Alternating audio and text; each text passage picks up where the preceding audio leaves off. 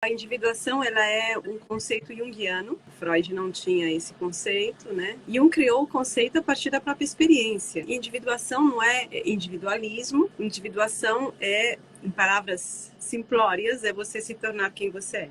Só que você não sabe quem você é. A verdade é essa. A gente não sabe quem a gente é. A gente tem tendências, vontades e desejos. Muitas vezes, porém, esses desejos ao longo da nossa criação e na adolescência, quando a gente começa a pensar o que eu vou ser, o que eu vou fazer na vida, né?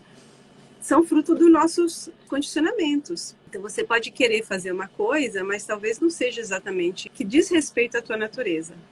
Então a individuação é a plena expressão daquilo que você é como ser, não como ideais, não é realizar um estereótipo, não é uma coisa do ego a individuação, apesar de que envolve o ego e vai tornar o ego eventualmente mais feliz.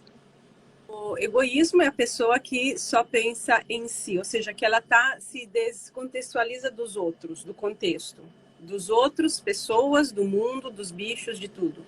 Então, tudo na vida está referido ao interesse imediato dela. O meu interesse, que é o interesse do ego, do meu ego, por isso que é egoísmo, e eu não estou preocupada com os demais. Então, a visão que eu tenho de mim é de um ser como se estivesse isolado do mundo. E o mundo inteiro está a meu serviço. Então, o egoísmo é utilitarista.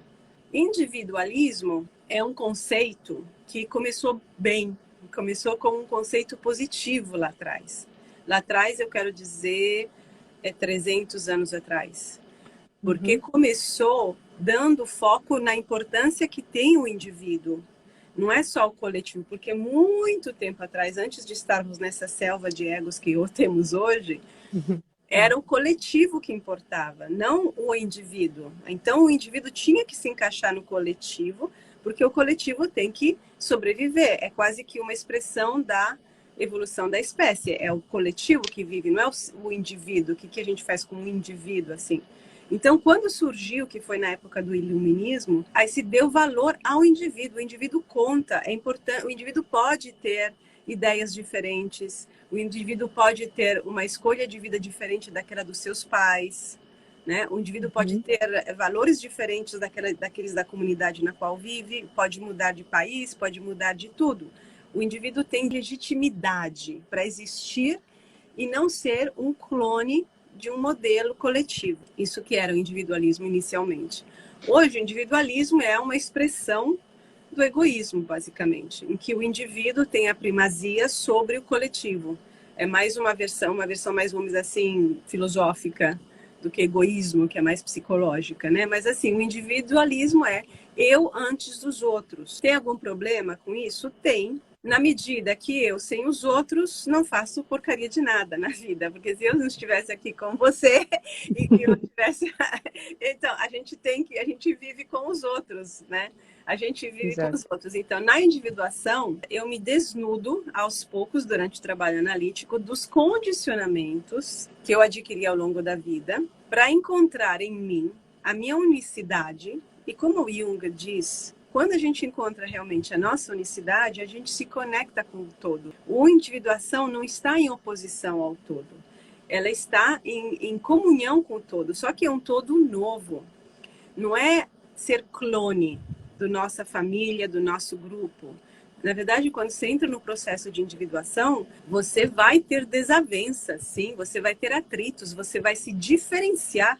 E às vezes isso é difícil nas famílias que são muito fechadas de cabeça, fechada de cultura rígida, ou entre amigos, entre pessoas que têm uma visão muito estereotipada de como temos que ser.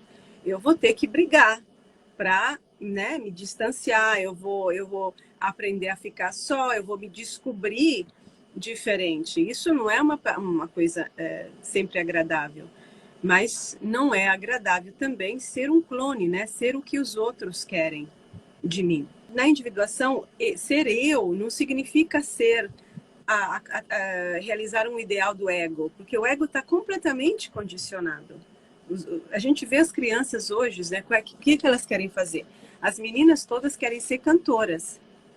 estão todas no YouTube, querem ter cantor, ter um canal no YouTube e ser cantoras, porque é, é o ego no palco, que tem uma simbologia nisso, porque isso aqui a gente poderia dizer bem um sintoma neurótico, né? Tem uma simbologia que é se sair daquela simbiose familiar, que é um amálgama confuso, e ser, eu, e ser vista.